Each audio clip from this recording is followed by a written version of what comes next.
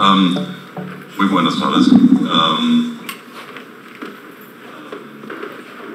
Lo siento que no puedo presentar en español, porque me faltan muchas palabras, me falta la gramática, me falta la seguridad. Y entonces creo que es mejor para ustedes, para mí, si voy a presentar en inglés. So thank you very much, but for enduring me in English. What I would like to talk about today, and we already exchanged a few words on that, on the importance of social inclusion and what governments can actually do to do that. And Gabriel was so kind to pinpoint that I should also pick out some positive examples worldwide of how you can actually promote regulatory equality and social inclusion. I would first of all like to thank all the wonderful people of Kadal in this room, and just as I'm looking at the two of you, Sybil and Gabriel, thank you so much for having me. Every second year, you never grow tired of it. I highly appreciate that. So before I am starting, however, to talk about regulatory equality, social inclusion, I would like to establish a little bit why I dare to come to you as somebody who can explain something to you. If I can explain something to you, that is a matter to be proven. But I, together with a wonderful team, I'm running from Gütersloh, Germany, from the Bertelsmann Stiftung, from the largest private German foundation and one of the larger think tanks in Germany. I'm running the Transformation Index, and the Transformation Index is asking an initially simple question, and that is, how far advanced are countries worldwide on their way to a democracy based on the rule of law and to a market economy that is not only market, but that it's also socially inclusive? There we go again. And how well are they governed? And so we come up with a comprehensive analysis. And so far so good. There are a lot of indices around. What I believe makes my work special, and what I like about my work, is that we are not just giving you a number. And I know that political scientists in particular, I'm a historian now, but political scientists in particular, they like working with numbers. You give them a number and then that is great, you can prove your own thesis with it. But you are not an informed user of any number that you're getting unless you know the context of it. And the context means what kind of information lies behind that number. If the Economist Intelligence Unit, just to give you one wild index, a widely picked index, Economist Intelligence Unit is a fine index, but if they say the Indian democracy equality is 5.83 as compared to the Sri Lankan democracy equality of 4.58, what does it tell me? Do I get a story? I can believe the number, of course, but do I get anything more out of it? I do not really get substantial information. I get substantial information, and we can have a discussion. We can talk if I give you the information for the numbers. And this is why we publish every second year over 5,000 pages. It should probably be close to 6,000 pages of country reports, all freely available on the internet. So you can go out, you can say, I do not believe you, Ecuador does not have a freedom of expression that equals 7 out of 10 points. I do not believe the number, or I disagree with the text, but we can have a conversation.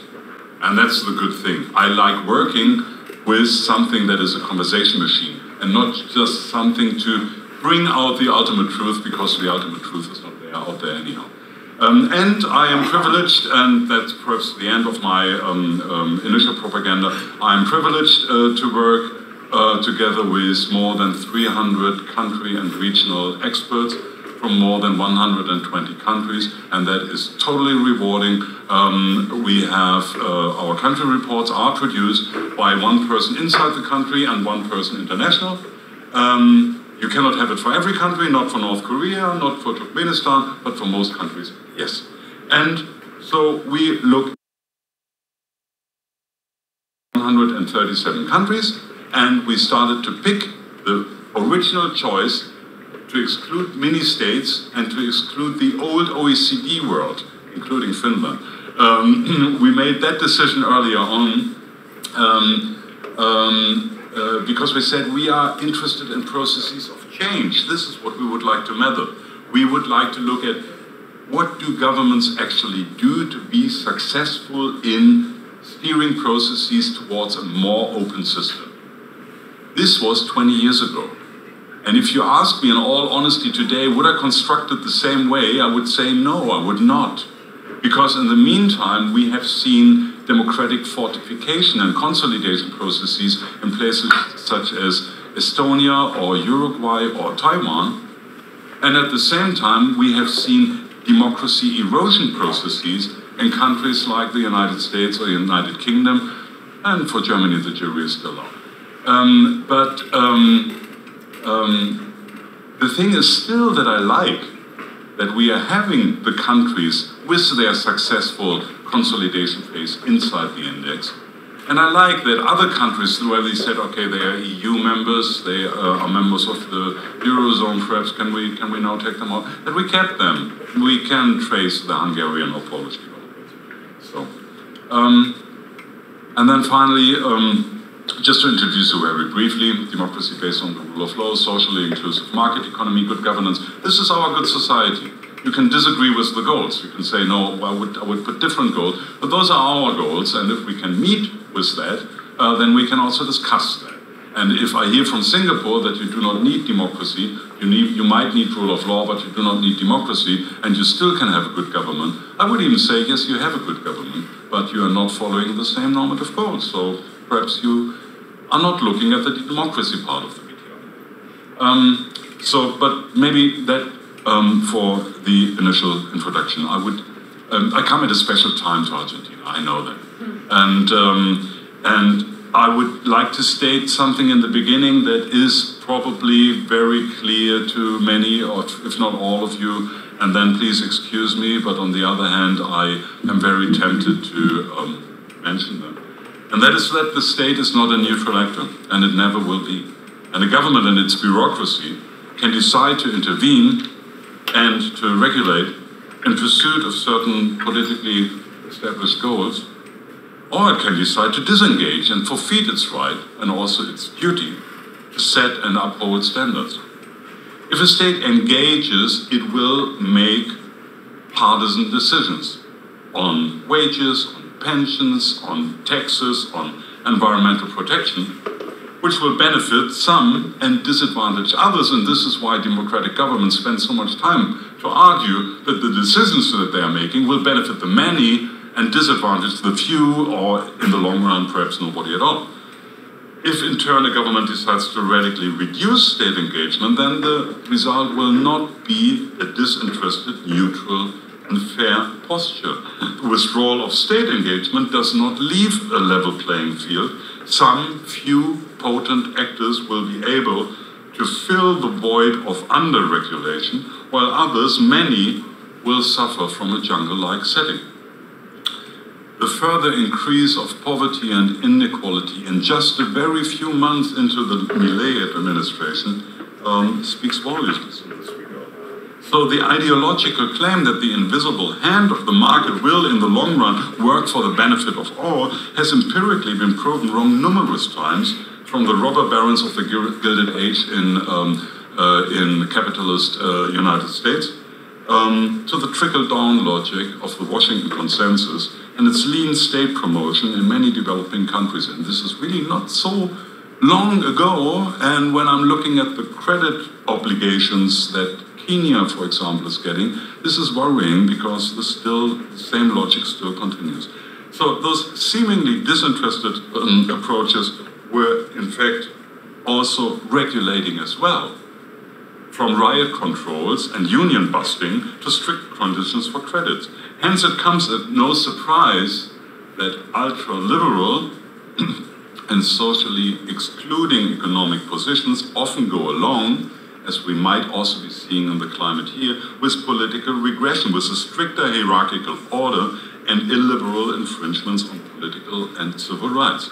And in the same way, President Javier Milei argues, I'm quoting here from a really good article from Claudia Ziller, that there are no endogenous market failures, but rather exogenously generated distortions. For him, the free market is the only morally justifiable system for combating poverty. So, there you have it. That for an introduction for a talk on social inclusion. But if a government, and I will come in a minute to that, if a government significantly reduces intervention against discrimination based on ownership, against the formation of monopolies, against property right infringements, and against structural inequality of opportunity, it will in fact be supportive of social Darwinism. And as a result, and in contradiction to its claims, whoever government claims that, it will not promote innovation and productivity of a liberated market, but will invite for concentration and abuse of market power in predatory capitalism. So at issue is not deregulation for an unchained display of market forces, but smart and fair regulation for inclusive development. Let me share with you perhaps a story that was very dear to my heart in recent months. My heart meaning my index heart. That is, there were a lot of instruments out there that were looking at the market environment. How good is a market environment? How free, how fair is it? You remember doing business from the World Bank. You might have consulted the Index of Economic Freedom from the now pretty much discredited Heritage Foundation, I would say, and the really cleverly constructed Prosperity Index of the Legatum Institute in London. And they all more or less held in more or less nuanced ways that the smaller the state, regarding size and ownership and regulations or taxes, the better. And so generally this was speaking out in support of less regulatory steps. Doing business was measuring how many measures do you need to start your enterprise, how much does it cost, and so on. It was generally supportive reducing the size of the bureaucracy, and also, at least if you consult Heritage, government support for education. And now, and this is heartening, I think, this momentum changes. Legatum, for whatever reason, I don't know the reason, discontinued the Prosperity Index, and the doing business indicators of the World Bank were discontinued for political as well as methodological reasons. There was a huge debate, some of you might have heard. And I talked to the people at the World Bank that are now bringing out the Be Ready indicators. Actually this month, the first batch of it is coming out. 180 countries altogether, 60 this month, 60 next year, 60 the year after. So it's an instrument in the making. And they are making three important shifts. The first shift is they are changing their assessment from de jure to de facto regulation. And this is demasking all governments that are claiming in some way that they would be promoting economic freedom or fairness, while in fact they are protecting their own strategically important economic sectors. So this is bad news for Kazakhstan, this is bad news for Uzbekistan, this is bad news for a couple of governments that tried to be good in doing business indicators by just speeding up the process of opening a business. This is different. This is looking at what is actually happening. Secondly, the Be Ready indicators of the World Bank will not be looking at the individual enterprise, the individual company, but will look at the business environment as such. And that is important because there might be polluting, embezzling, or exploiting companies that might actually benefit from if you can open your business quickly. But the working environment of economy in general will benefit. And I was talking with that to our Baltic country experts, and they were saying, yes, Hauke, no, it takes longer to open a business in Estonia or Lithuania. But we do checks on the environment, we do checks on where the money comes from, we do checks on if they are keeping labor rights. And that costs time, but it makes the companies better. So doing business. The World Bank is doing exactly that with the Be Ready indicator. And the third and most important step probably is, and it results out of the first two, is that they are saying we are not looking at regulatory burden, we are looking at regulatory quality. And that's a quantum leap towards an assessment of how does a state regulate and not does it regulate or not, or how much. They will still name over-regulation, but they will look at regulation not necessarily as a burden. Now, this is perhaps a little bit unfair, but the BTI has been doing that for 20 years. We are very, very happy. We do not want to be a monopolistic player in this field. We are very, very happy. The World Bank is going to be so much better than the BTI ever was in this field. No matter, they are putting a lot of resources in there. They are going to come out with a fantastic instrument. I can't wait to see it. In the meantime, we are filling the void. The US government, for example, is using our assessment on the business environment. And this is what we do. We look at the business environment. If we look at regulatory quality in the economic sphere, we are looking at the freedom and fairness of economic transformation and of market organization. So the possibility to participate economically on an equal footing, free and fair. Has a business person in Beirut or in Sarajevo the chance to open his or her business on the other side of town where you are suddenly an ethnic or a religious minority? Is that possible? Can I invest in the oil sector again in Kazakhstan or Kuwait? Is private property adequately protected in Bangladesh or Bolivia? Is equal opportunity, free and fair economic participation, is that safeguarded in Nigeria and South Africa? So what we did was we took out a couple of indicators, and I'm not going to make it too complicated. You see the indicators there on the left-hand side.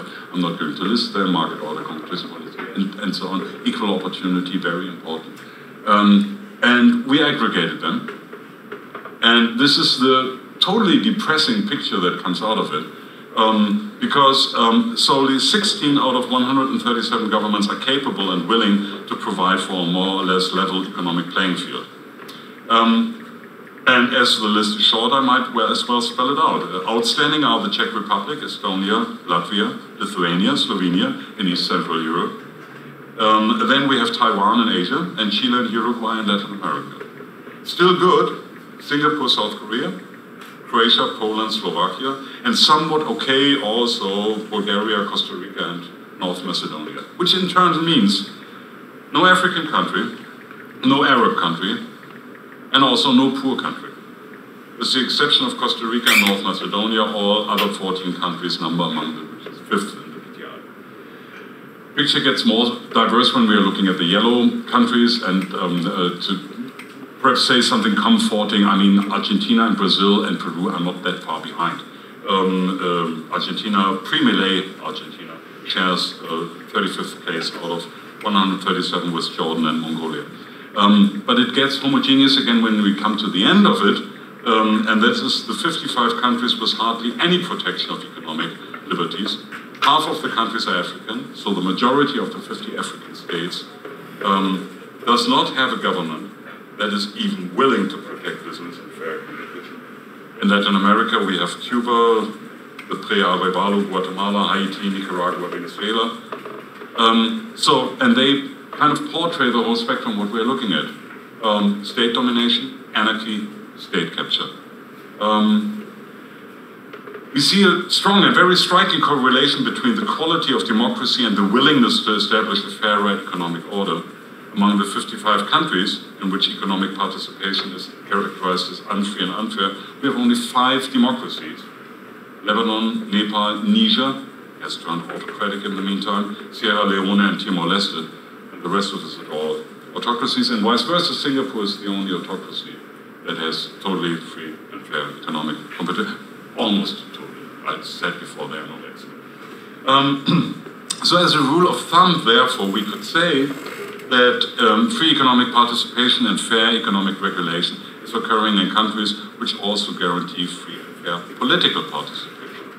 in countries with no excessive state domination, like in Cuba, which we are going to hear about, or Russia, where no predatory economic elites manage to capture the state, as in African countries, or also in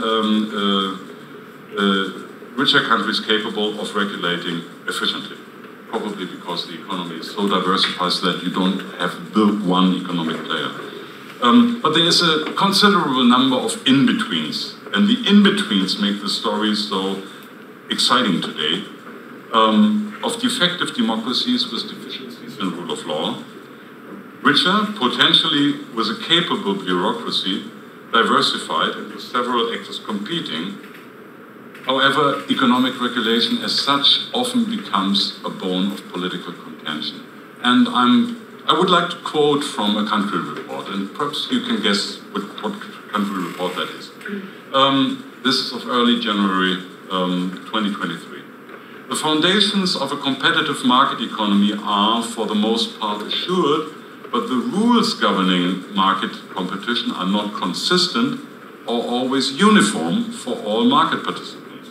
The consistency of market order is persistently undermined by ongoing power struggles between political, economic, and social forces. And this lack of stable, agreed-upon rules is perhaps the major problem within the country's universe overall. Regulations were executed within a weak institutional framework, inconsistently enforced and occasionally abused for political gain. In a closed economy like this one, this system provides a favorable environment for arbitrariness and discretionary decisions by officials. Okay, you know the country, you're all smart. This is, of course, the Argentinian country report from the BTI 2024, still under Peronist rule. The report questions the fairness of organization. Public perceptions, it mentions, of institutional self-blockade, of a tilted system with uneven chances for all participants, of privileged interpretations and manipulations for those in closer contact with the political elite. And it ends in populist protest and democracy erosion. And we have seen this in Hungary, where the opposition party Fidesz, under the leadership of Viktor Orban, accused the post-communists for clinging to power and manipulating the system. We have seen that in Turkey, where the ruling AKP, under the leadership of Recep Tayyip Erdogan, accused the military of still pulling the strings in the back and amassing market power. We've seen that in South Africa, where the existing rules and regulations, according to one influential wing of the governing ANC, were believed to still work in the favor of the once also politically dominant white minority. In these three cases, and in many more, populist attacks on the existing rules and regulations were employed to discredit the whole system, working to the disadvantage of the people. In all these cases, I must say, these charges were absolutely not without foundation. They had reason to be angry. But the object of political ambition should have been to immunize these regulations from political influence, to create independent supervisory body, to fine-tune oversight of executive overreach and clientelism, and improve regulatory quality, and not to weaken. This, however, is exactly what happened.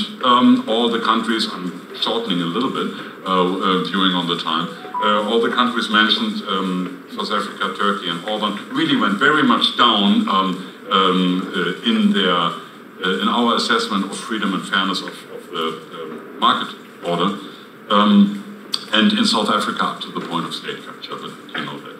In all three countries, anti-corruption policies worsened, prosecution of office abuse was weakened, and the lines between state, ruling party, and particular business interests became increasingly blurred. I believe that this should serve as a fair warning to Argentina as to what might happen if you weaken state engagement in protection of rule-based competition instead of reforming it. It is my understanding that these very reform issues were at issue in 2018 when we published the third to last BTI. Very inspiring visit where I saw a very reformist mood in this country. And in my understanding, Maurizio Macri, at that time, tried to do exactly that. He tried to, for example, take the anti-monopoly agency, get it out of the finance ministry, and establish it as an independent body, and we all know that this failed. But there was a conscious effort to do that. It eludes me a little bit why this very same man that introduced fine-tuned reforms like that is now supporting the Big Bang. That is at least intended. I don't know, and you are the expert in Argentinian politics, not I. So you will be able to tell me if this is actually really the plan. But it sounds disconcerting. So the rule of thumb that richer and more democratic countries do better regulation, that there is a strong correlation between free and fair political competition and free and fair economic competition, should not discourage reformers on every democracy level and stage of development to pursue economic participation of the largest number possible. That is to strive for social inclusion. And this is not a bleeding heart liberal call for let's please do social inclusion. Yes, it's a lot better to many parts of the population. Yes, it avoids social conflict, social upheaval, and it's even cheaper at the end of the day. This is also a very clear-cut economic argument can be made for that. If patterns of exclusion due to poverty and inequality are widespread and structurally ingrained, the economy of any given country will suffer severe limitations in its capacity to produce, innovate, and grow. According to recent data that I read, the majority of Argentinians are living in poverty, and 1/5 of the population in extreme poverty, and inequality has sharply risen. This is in part fueled by rising living costs, including higher rent following their flexibilization, reduced pensions and subsidies, and cuts on social programs. The resulting social unrest will not be undone with a reduction of the minimum age for criminal responsibility from 18 to 13.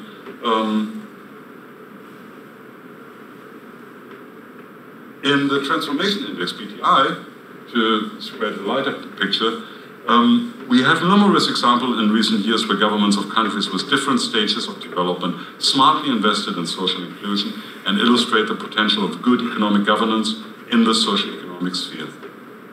Good economic performance with socio-economic advances and improving social policy can be observed in Chile, Croatia, Latvia, and Lithuania. The Chilean social security system, for example, was broadened continuously during the last decades. Recently, access to health services was improved, pensions upgraded. Governments in runner-up countries like those in Albania and the Dominican Republic demonstrate that leaders who display political resolve and set proper priority can preserve and advance social policies even with a below average or low GDP levels. For example, Albania, the government has improved the institutional and legal framework for addressing poverty, has raised the level of social assistance for all beneficiaries by 10%.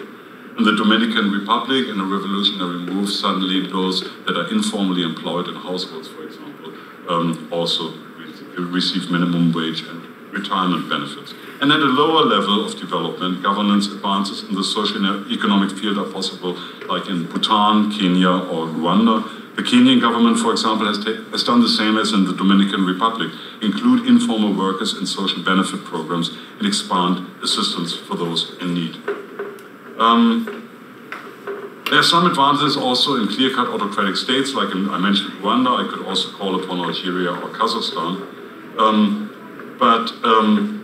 Authoritarian governance structures, widespread socio-economic marginalization, inadequate administration and services, and widespread corruption are closely interrelated. If you look at this here, only a few autocracies prioritize social equity, guaranteed the state's provision of basic needs and administrative services, and effectively combat corruption. So only a quarter of democracies have achieved a level of socio-economic development that is good enough to guarantee social inclusion. And 1/4 is quite a small number, but for autocratic regimes it would be 1/10.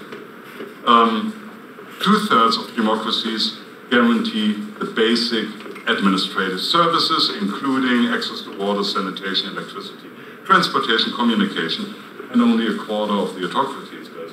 And a staggering 85% of all autocratic regimes lack the authority, capacity, or even intention to combat opaque structures of self-enrichment and patronage. So, in short, democracies outperform autocracies in every aspect of social inclusion. And that is bad news for autocracies because they do not have input legitimacy.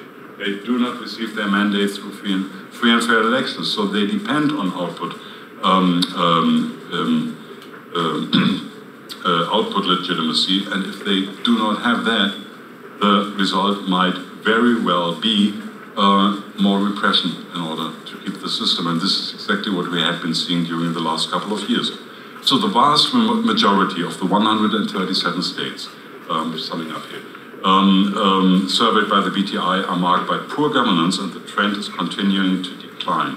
We had, until 2018, we had about 1/3 of the countries in the BTI having good to very good governance. And this number has now shrunk to a quarter. And then if you turn the table around, this means that 100 countries are now assessed as featuring moderate to failed governance. There are considerable differences between the 63 democracies and the 74 autocracies in terms of resource efficiency. And mind you, I'm being nice to autocratic regimes right now because resource efficiency, there the gap really is the least. Of course, in consensus building, democracies outdo autocracies by a large margin. But even in resource efficiency, what do we mean by that? That would be the use of available resources, anti-corruption policy coordination. As a rule, autocracies never reach the regulatory and the steering level that democracies do. What is a successful autocracy? You have Singapore, you have Qatar, you have the Emirates, and if you want to go down even further, you can have Rwanda. But that's about it. China, Côte d'Ivoire would then follow after that. That means, and I'm quoting economist Danny Roderick's famous line, for every Lee Kuan Yew, you get 10 Mobutu Sese Sekos. It is just a very fact in every single indicator that on average, democracies deliver much more better than autocracies. So, this is why the continuing trend of democracy erosion is causing problems, not just in terms of free and fair participation, but also in performance. Never during the past 20 years has global average status of political transformation been so low. And the same accounts for all the democratic core institutions like free and fair elections, association, assembly rights, freedom of expression, separation of powers, or civil rights. So, democracies today are in the minority. The autocracies are purple and the democracies are blue. And you see that this is a development that was continually increasing during only the last couple of years. Responsible for that are regime changes, obviously, hardening autocracies, but also a loss of democracy, equality in democracies.